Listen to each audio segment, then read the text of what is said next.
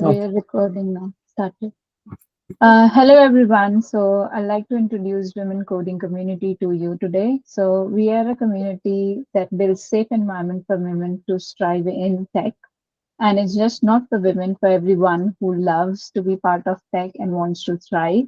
And that's why, as you can see, our guest speaker today is Rasim, and he's helping support building community and building tech. If we can move to the next slide, please. So what is the mission of the women coding community? So its main mission is to empower women to be at the forefront of the technology and innovation. And I like to talk about our vision. So our vision, next slide. So our vision is to empower women in their tech careers through various programs that we offer. It is through education, mentorship, community building, and career services. All of this information you can find it on our Slack channel, which you will see in upcoming slides, a QR code that you can scan and join a community. So what we do at community, we provide workshops and events like the one that you are attending today. We connect with members within the industry who can support you and foster you in your tech careers. We run a lot of programs that we will walk you through in a very brief moment in the upcoming slides. And it's just an amazing place for a meetup, for build your network and get awareness of the industry practices. So before we dive into more, we just want to highlight the code of conduct of women coding community. So we are a vibrant and supportive community where women can network, share experience, and foster professional relationships, regardless of age, gender, visible or invisible disability, ethnicity, gender expression, level of experience, education, and all these stages mentioned on the screen. If you have any concern or issues, you can directly email to us at London at Women Coding Community. And if you want to look at our code of conduct, here's a link that you can just go through and read through our code of conduct. If you are interested to join any of our programs listed on the slide and presenting it to you today, so you can simply scan this QR code, join a community, and then you can discover all about the different programs we offer. So our programs are mentorship program. We build our platform and the website through our open source projects. We run book clubs where we decide which book we are going to read every month. And at the end of the month, we review the book and discuss it. It can be leadership book, any technical book, or anything that the members of the book club wants to read. Then we introduce a writing club, speaking club, and all the other projects. And these are some additional programs that if you want to browse through, you can simply go on our website or on our Slack channel and you can join our programs. And here's an opportunity for you to volunteer. So if you are interested to volunteer for Women Coding Community, we provide you a safe place where you can volunteer, help us organize events such an event like this or an in-person event, give us a tech talk, contribute to our open source, and much more. And why you should join the community or volunteer? So it has tons of benefits. You will be excited to know that we are an amazing people who are part of this community. We have excellent leadership, and this is an amazing opportunity for you to network, learn and master your leadership skills. A nice perk on your CV and recognition, and you will be given some amazing tickets, events and conferences, and of course, some unforgettable moments and emotions. Thank you. And I'll pass on to Rasim now to start the workshop. I'll just stop presenting and over to you, Rasim. Yeah, thank you, Sonali, and thank you. Yeah, let me share my screen.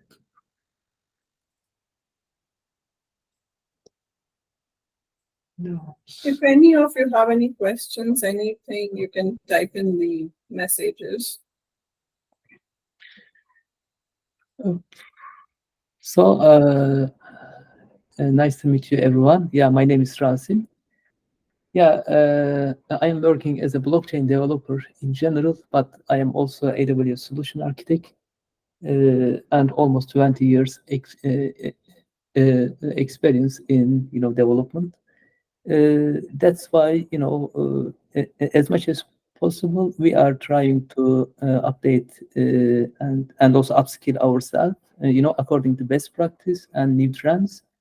And serverless architecture is new trend and giving us lots of opportunity.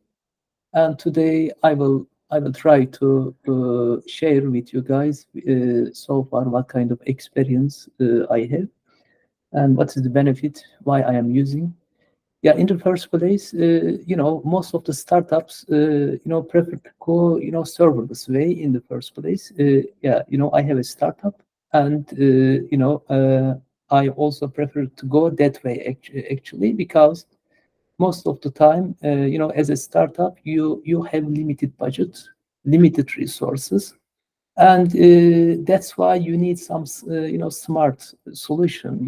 It's not possible to create big team for everything. The serverless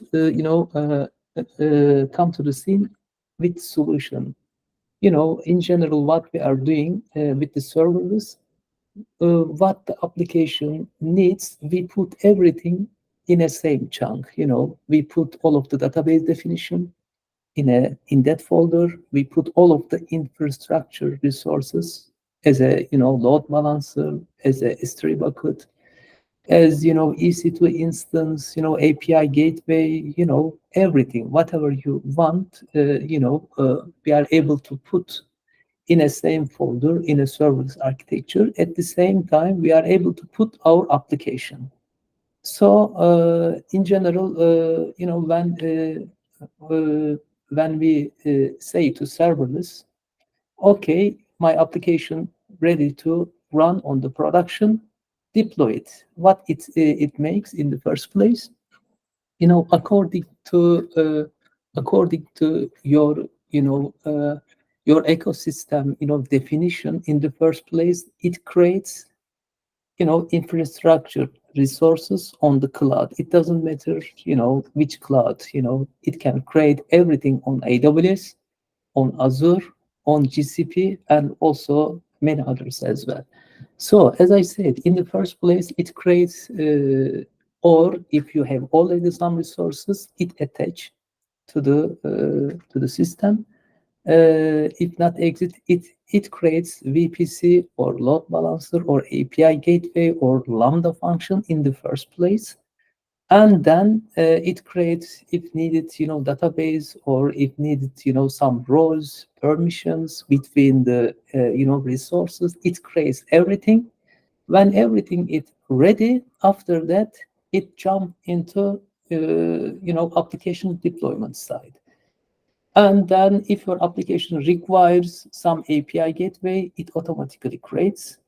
If your application needs some load balancer, it automatically creates and map the connection between the Lambda and API gateway, and in a one click, your REST API ready to use. That's why it's a big benefit actually. If, as I said, most of the startups choose that kind of infrastructure, because otherwise, what you need, just for even POC or MVP, you need cloud architect, you need DevOps, and you need DBA admin, you need for example, if you use Kubernetes, that kind of orchestration, you need that kind of Kubernetes yeah, supervisor.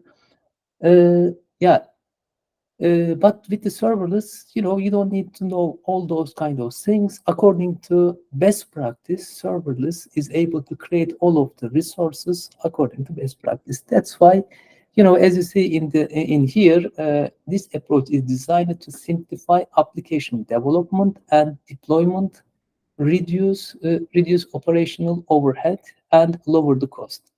And if I consider AWS Lambda, first 1 million request is free, which is pretty good actually. Even when you rent one dedicated server, the cost is going a lot actually. That's why it is really low cost. At the same time, to make your application to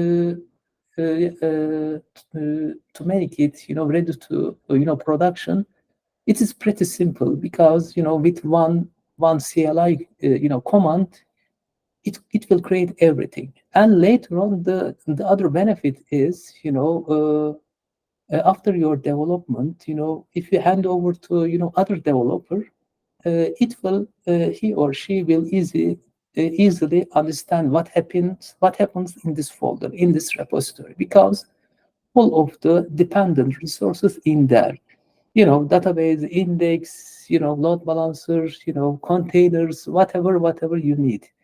Otherwise, what we are doing, most of the corporate companies, what they are doing, they are, segregating the responsibilities. They have DevOps teams, cloud architect team, developer team, business analyst, tester team. And when you look at the repository, you can see only development codes. And in general, you don't understand what happens behind of the scene. But as I say, with the serverless architecture, it is getting more clear, more transparent, and the picture is more clear. That's why serverless. If you better to understand why we need serverless. Yeah, I put lots of things in here. In general, what kind of language we can deploy with the serverless, especially for the Lambda. For the AWS, it supports those kind of language, Node.js, Python, Java, and lots of others. And as I said, it manages all of the life cycle of all of the resources as well. And yeah, in general, serverless, those kind of things. And also in here, I don't want to read all the presentation things, yeah, you can read, and we will share with you guys those PDF slide. But just keep in your mind, normally, when you create one web server or REST APIs, server, according to traffic, you have to manage, scalability. Yeah, your server, cannot be designed for 1,000 requests per day and 1,000,000 requests per day. It must be different, and that's why the big companies using the Kubernetes to scale up. But for the serverless architecture with the Lambda or Azure function or Google Cloud feature, it automatically scale itself according to traffic.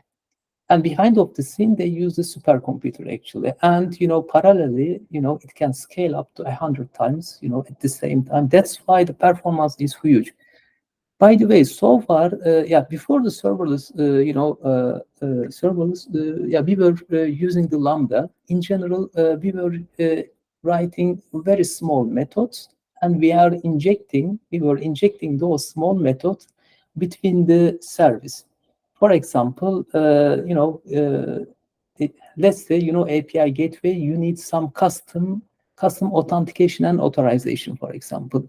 For that kind of reason, we were developing one small method, maybe 10 line, and then we were injecting in there, and between the request and response, this method automatically was triggered by the API gateway. It means it works so fast. That's why we were able to inject between the service, especially in the middleware side. So that's why it is really, response time is really huge. In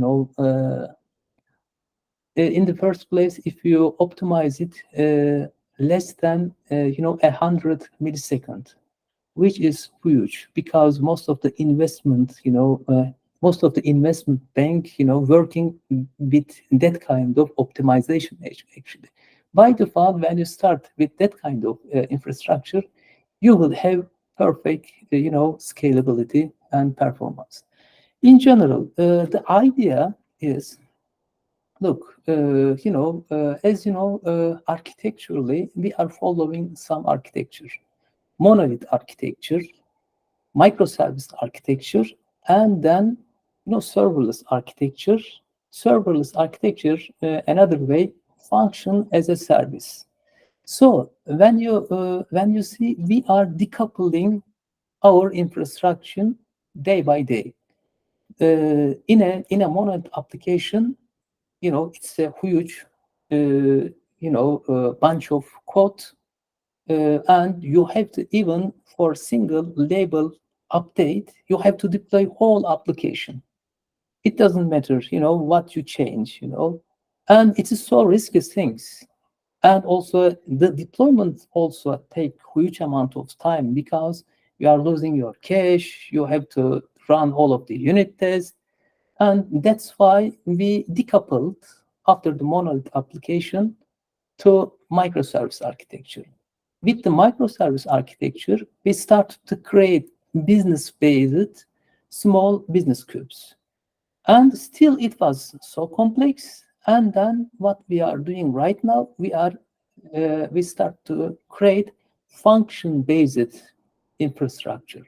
It means one function can have one responsibility and can make some meaningful business. So with this architecture, the benefit of this architecture is, right now I am able to deploy single method to the production, which gives me better opportunity for the deployment. So I can easily integrate blue-green deployment to my system.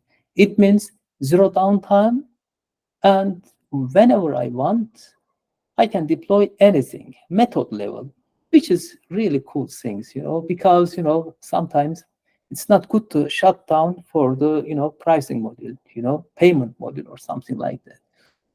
That's why we have lots of benefits for the serverless architecture. So Lambda handlers, as I said, serverless designed for the Lambda for the AWS, Azure function for the Azures, and for the GCP, and another approach.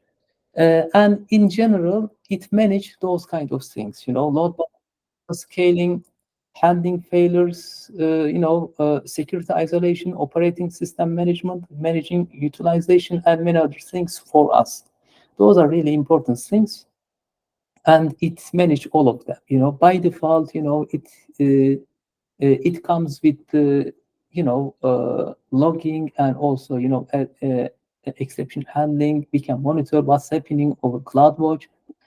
And this is the AWS Lambda release history. It started almost 10 years ago, and it gets popular year by year, and today it is really developed, and it comes to the scene with lots of features.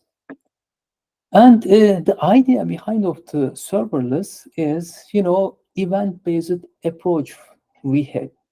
For example, today we will do REST API-based, event. It means if the application get a request or triggered by some users, on that time it will use. Otherwise, the resource will be idle. Okay, and it will give us, also, resource benefits for the resource management.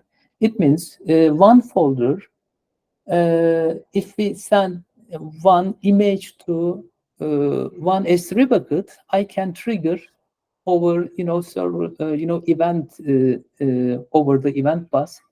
With the events, I can easily trigger one method. The role something can be like that. If this folder under the S3 bucket having brand new photo, trigger this method to create a thumbnail and optimize the photo, and then save this photo to this S3 bucket. I can create, such a event easily over the serverless architecture. For the REST API, if the user detail REST API having a request, return data from the database. That kind of event triggering we are setting up with the serverless architecture. Yeah, for the dependencies, especially for the AWS side, you need to install AWS CLI. First of all, you have to create, AWS account, and then, it has a nice CLI tool. We can do many things over AWS CLI, and we will do Node.js application REST API example today. If you know something, it can be better. And serverless, it has a package for the Node.js and also for the other language as well. Actually, serverless repository, language agnostic. We put one YAML file, a definition, and serverless is doing actually. It is if you know the CloudFormation scripts, we are creating serverless YAML file according to standards, and then when we deploy behind of the scene, it creates CloudFormation scripts. Or if you deploy to Azure, it creates Azure scripts, or GCP. That kind of transformation it does. And VS Code in general we use for development. And if you know what is AWS API Gateway, Lambda, VPC, security group, and Node.js, JavaScript function as a service, that would be helpful as well. By the way, it is in general better to keep in your mind. It's asynchronous, concurrent, infrequent, or has sporadic demand, stateless. This is important. Every request independently works from each other. As I said, we are creating methods for each business request. That's why when you want to update anything in the future, you will just focus the very little business logic. It will be very easy. And examples of serverless use case, multimedia processing, database, IoT sensor input message, stream processing, chatbots. As you see, we can use serverless architecture in everywhere. The benefit reduces cost, risk mitigation, increases flexibility of scaling. By default, it scales itself, shorter lead time. Yeah, it is, more or less the serverless, works like that. Of course, if you want to learn, you can read. There are lots of articles on the Medium and also on the serverless website. Yeah, there are lots of things as well. Before I go to hands-on side, do you have any questions? Yeah, we don't have too much time. That's why I talk on the presentation side quickly. Sorry for that, because I want to use the time mostly in coding side. I want to show how we are using the serverless. But before we start, if you have any questions, or if the serverless is not clear to you, you can ask me. Or, at the end of the event, you can ask as well. No question? Okay. So, for the serverless, Rasim, can you zoom a bit because your screen is... Okay, that's Yeah, thank you. That's great. Okay. So, for this event, I prepared one example, and I will run it locally, and also I will deploy to AWS, AWS Ireland region, and then I will remove all of the resources. Look, guys, the other important things is resource deletion. It is sometimes it is really nightmare. Just keep in your mind when you. That's why I would suggest to you, don't create any resources manually on any cloud, because the removing those resources or canceling or termination needs some sequential deletion. If you delete something before the other service, look, it is not possible to delete. And the serverless, it creates so complex infrastructure, and when you want to terminate anything according to its own records, it deletes everything successfully one by one. Just keep in your mind, for the cloud, resource deletion is a nightmare. So serverless architecture, in general, we are creating one serverless.yaml file. Everything, all of the definition and formula in here. And there are lots of templates about it. In general, we don't touch, everything on this, serverless YAML. In general, we are, especially for the REST API, what we are doing, we are defining new REST endpoint only in here. Sometimes we are creating new parameters. That's all. That's why, yeah, you can use safely, your one of the serverless YAML templates. So the first one is serverless YAML, and second one is according to your language, selection. For example, we chose the Node.js. Yeah, I created one Node.js application. If you don't know, how to create a Node.js application easily, after the Node.js installation, you can create one folder. Under that folder, if you, simply npm new minus y, it will create, brand new npm project, to be honest. Or you can easily go to website of the Node.js, and you can have a look how we can create one Node.js application. But for the Node.js application, package.json is important. We are managing all of the dependencies over package.json for the Node.js application. So in here, as you see, I put some dependencies for my project. For that kind of project, you can easily create in the first place serverless.yaml and then package.json. And in a package.json, as you see, we are doing project definition, and then we are defining our scripts, how we will deploy, how we will build, and how we will run our unit tests. We are doing a definition and language version. This part is important because every cloud providers giving support for the certain versions. Right now, for the Lambda, it stopped to give a support for the Node.js for 12, 14. The minimum requirement is Node.js 16, actually. Better to check the dependencies in the first place on the official AWS document. And dependencies, as I said, we will deploy our code into Lambda. That's why we put AWS Lambda package in here, and we put some useful package.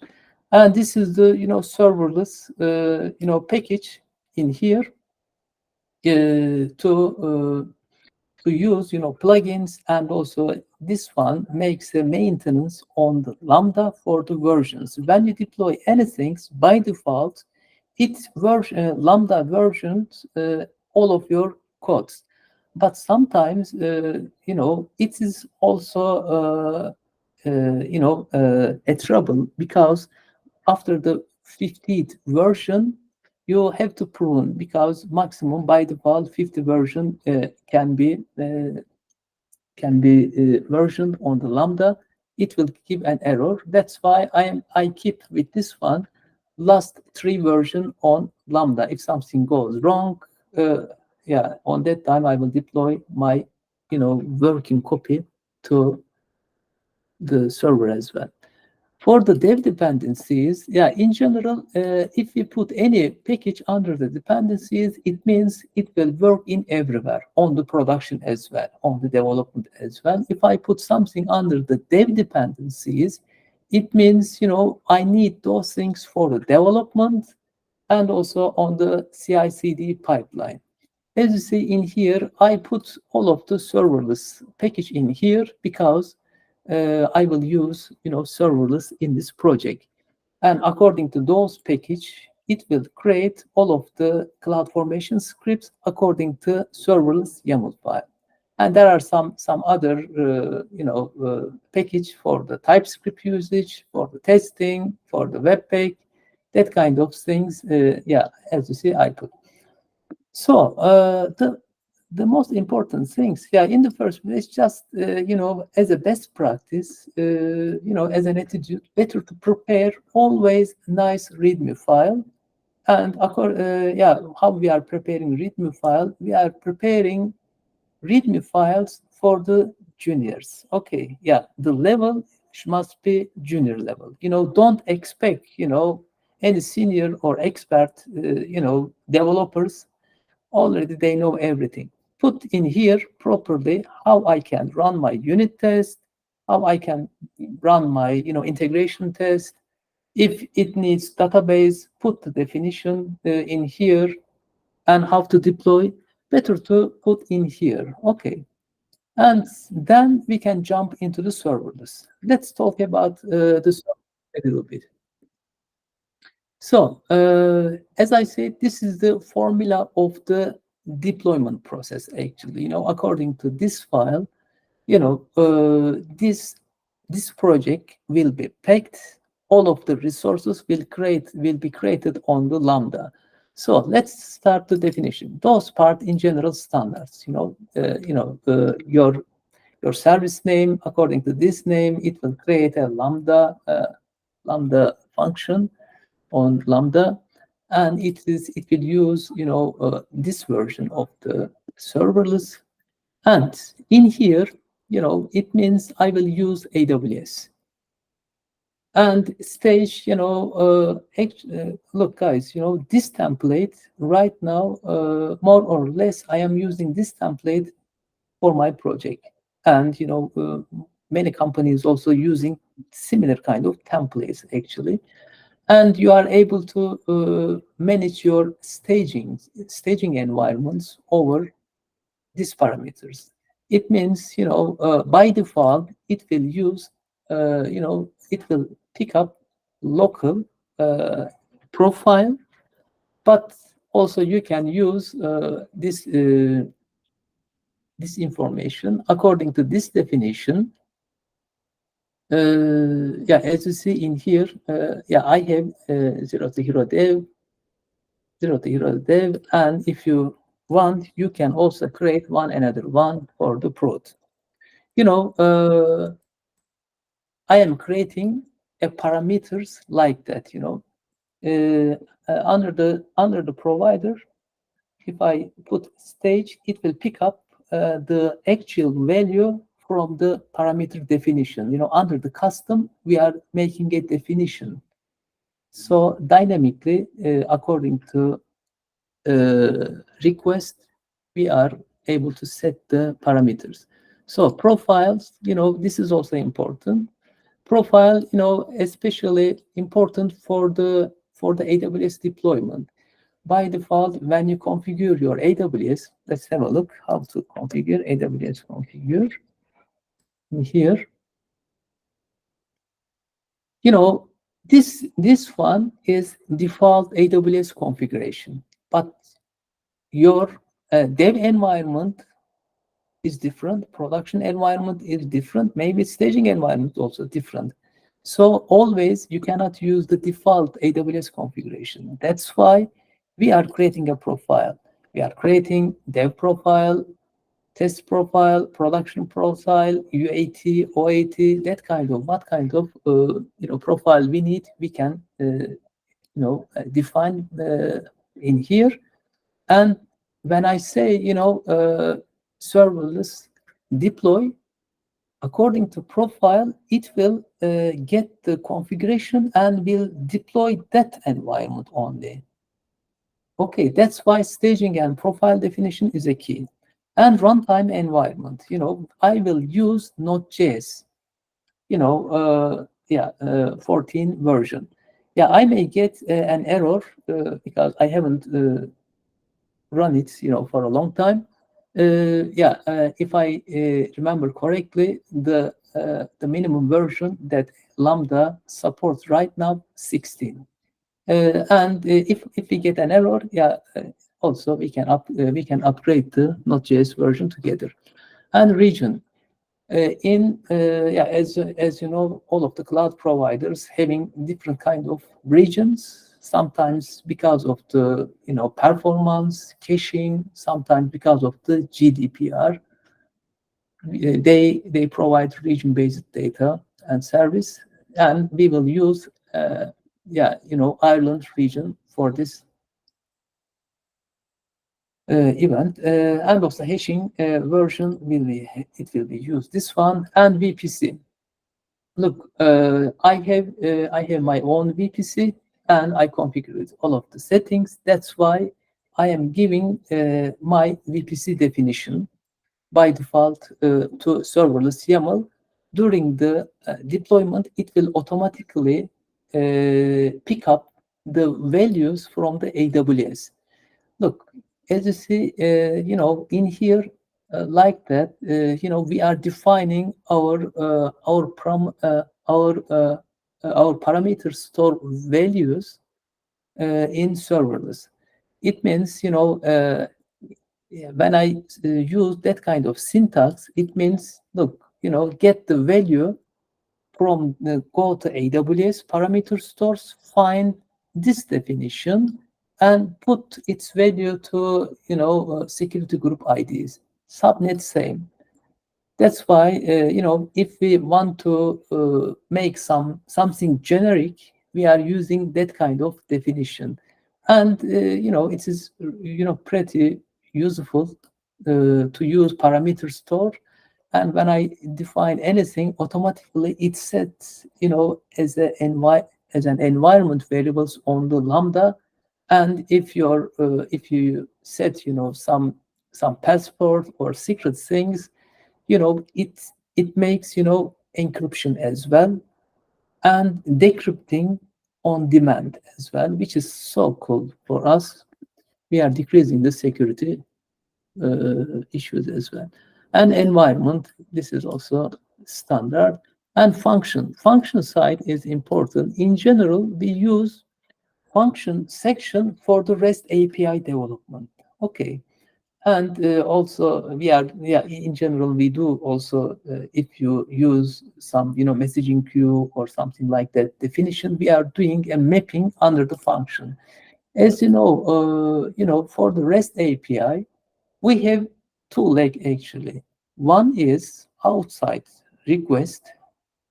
The other leg is inside request.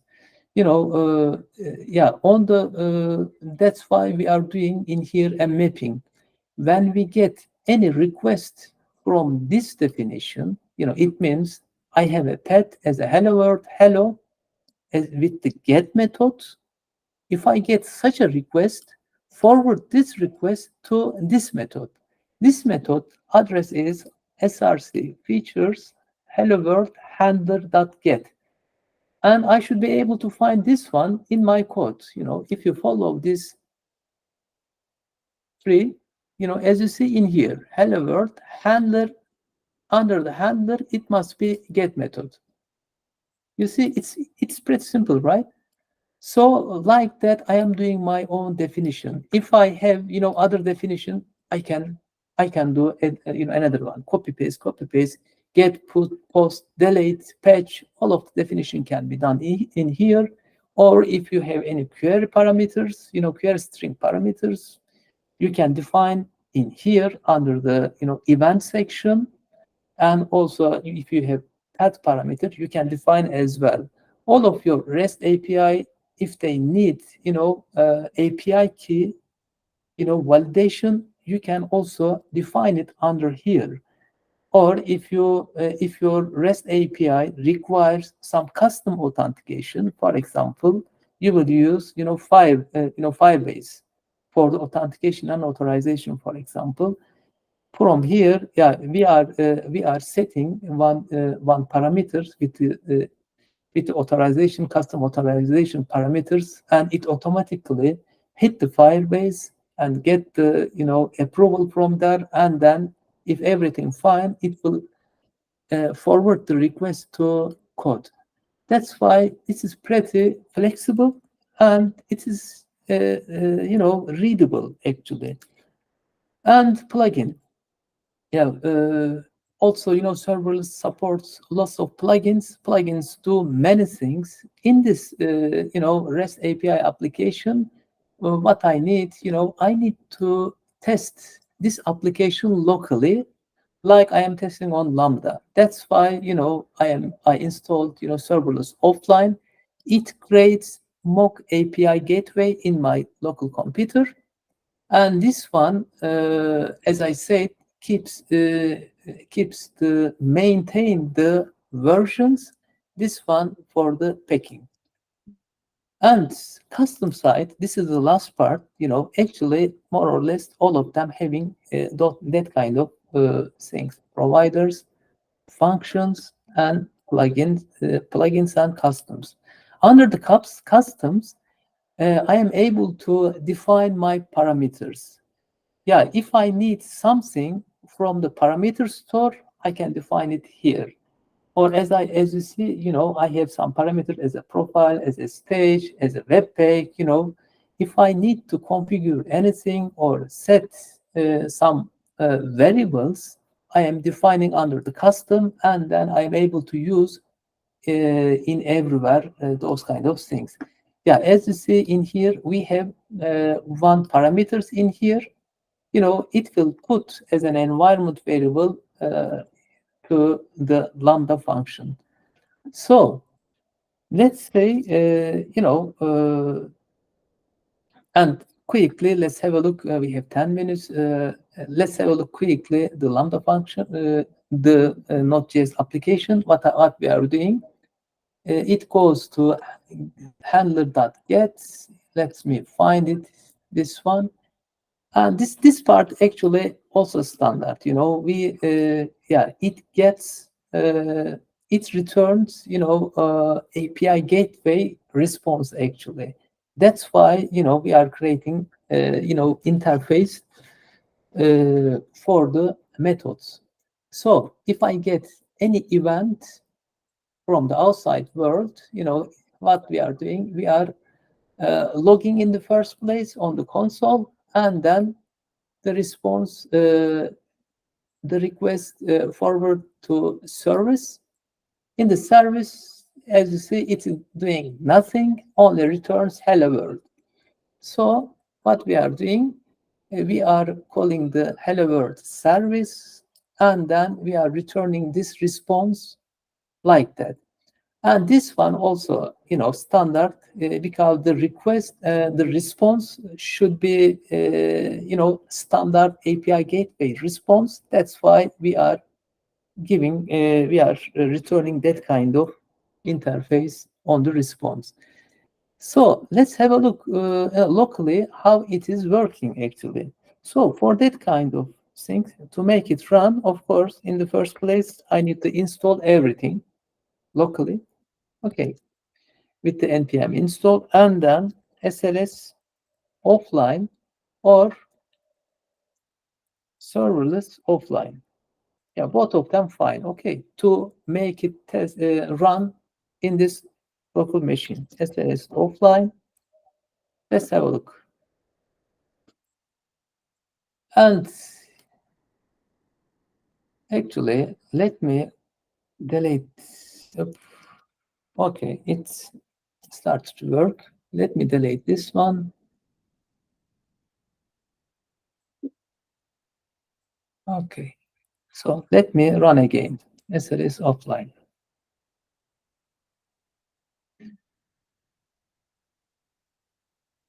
Okay.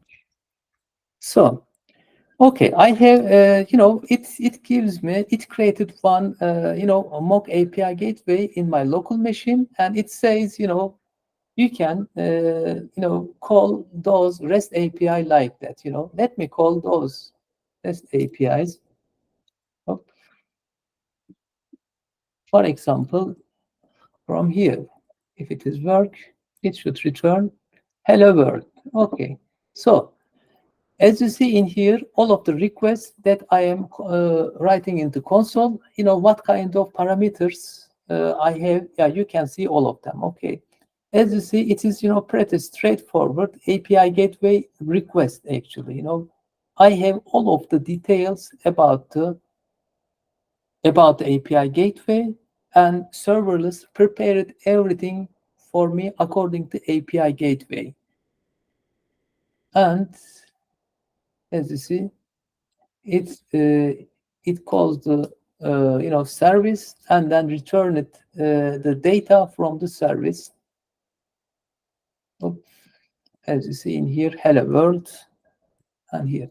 Okay, so in my local machine, I did my test and everything is working, and it should work on API gateway, right? If I deploy, if it works in my local machine, I expect everything works fine on AWS as well. Let me open AWS. Let me go back to Ireland region. Okay, so Lambda, not Cloud9, Lambda. I have, lots of things in here, but let's have a look. Is there any hello world? Yeah, this is different kind of. Okay, out private service. We don't have any hello world application in here. Let me try to deploy. And let me open the README file. As you see in here in the README file, I put how to run it, how to deploy it. If I want to deploy to a dev environment, as I said, in a serverless YAML, I created some profiles, and according to dev, it will make a deployment to my AWS dev environment. Let's run it. It will take a little bit time. You see, it creates a cloud formation stack. Let me open the cloud formation stack. Cloud formation.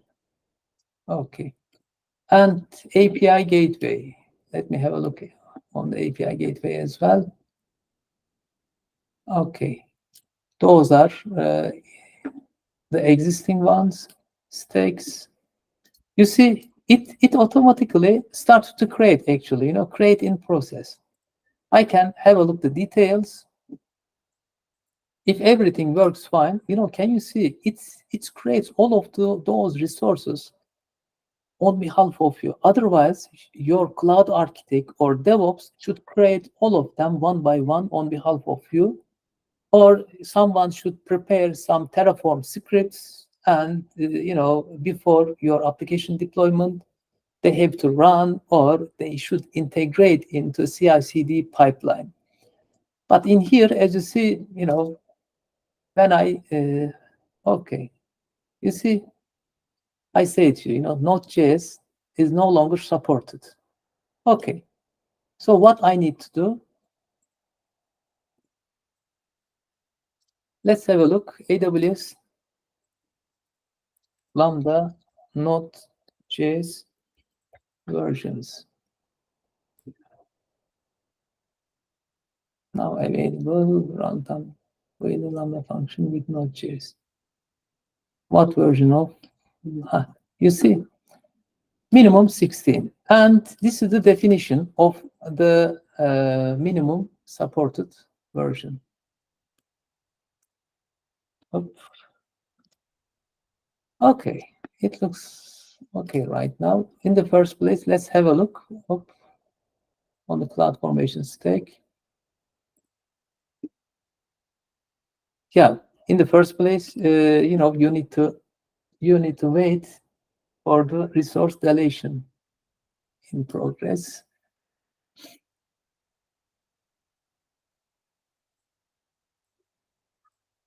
Okay.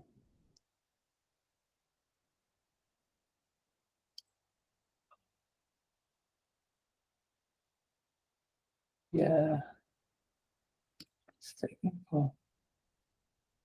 in progress.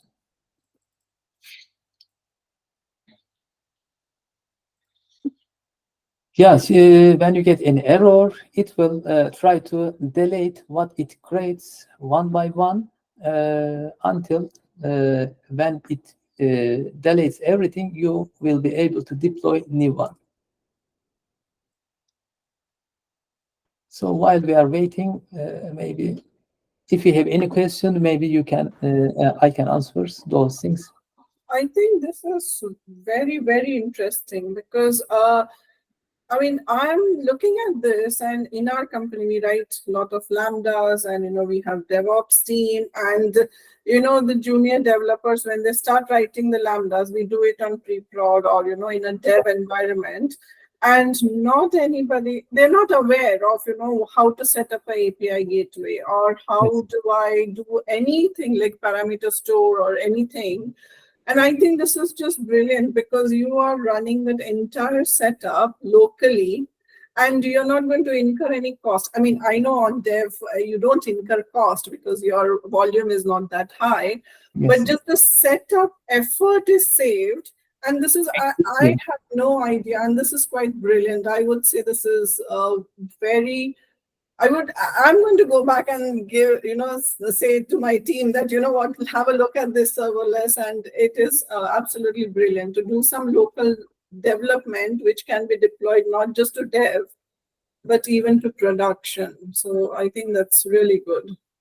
Yeah, 100% like that. You don't need to. Yeah, as a developer, you don't need to be you don't need to know everything.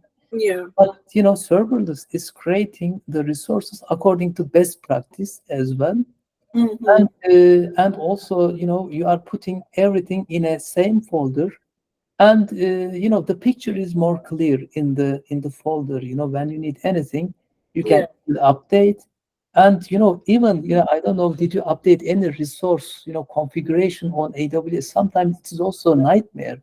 Yeah. Yeah. On this serverless, when you update anything, it automatically maintain the configuration as well. Right. Yeah, it Right. is life-saving things. That's why most of the startups using the serverless, and also most of the big companies also started to move to serverless architecture, because the performance is really good according to Kubernetes. Right. You know, that's why, yeah, we are using and we are happy. Yeah, no, and even this thing about destructing everything, bringing it down, it's very important because sometimes you might just leave something on and then you realize, oh, I have incurred some cost. So no, this is quite, it's very interesting. Let me try to remove the resource. Okay, because still it is in progress. Yeah, because yeah, as you see, when you create any resource, yeah, to create is another issue, to delete also another issue. That's why to hand over that kind of things to one package is really cool. It will take a little bit time for this part. Yeah, if, Is it fair to say that, this is like a super niche sort of, can I compare this to Terraform? Like Terraform is very generic, and can we say that this is really tuned towards serverless? Is that a fair comparison or uh, not really? yeah, this is also really good questions.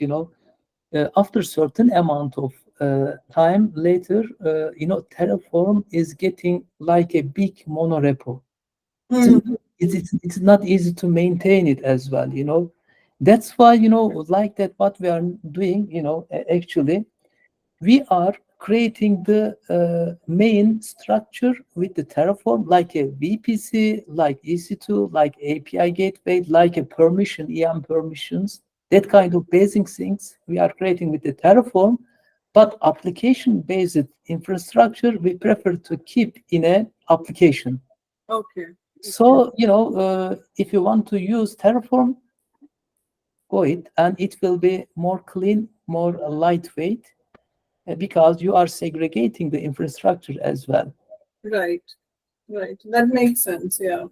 Yeah, I think for a smaller application, when you know that you will have limited resources, I think Terraform is a good choice, as she mentioned. But if we have like more complicated resources, which eventually will happen as your application grows, Mhm. and I just like the idea of having your basic infrastructure of like load balancer, your security groups, your VPC just sitting in Terraform, and your application side sitting in serverless. That's like an amazing idea, Yeah, because as you mentioned correctly, that working with big companies, you don't have that mindset. You have that mindset, okay, different teams going to perform different tasks. Correct. Yeah. Yeah, thank you for this session, really.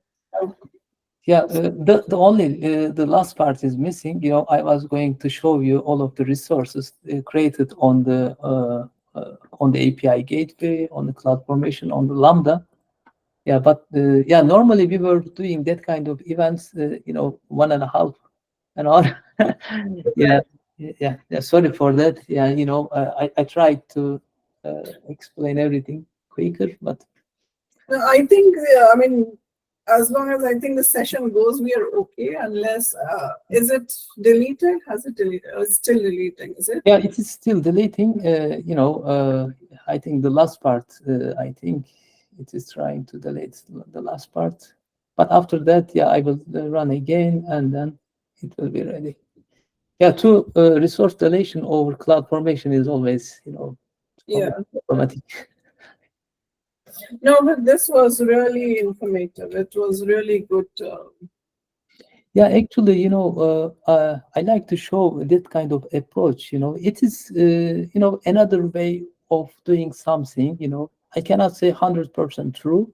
It has some, pros and cons, but there is also that kind of approach as well. Better to know, monolith is another things on the hand, microservice architecture another way, Yeah, serverless is another way as well.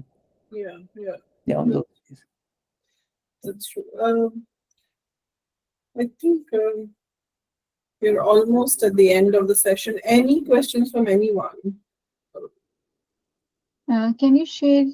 Is this a public repo? We can just practice on the Uh, machine. After this session, I can zip Okay, and I can share with you. perfect. Okay. Thank you. Yeah. But at least if you are, yeah, in here, is there any junior developer? I don't know. But in my idea, better to do even one sample project Yeah, with by using the serverless repository, and you will get better understanding, and it will help you a lot. that makes sense. Yeah.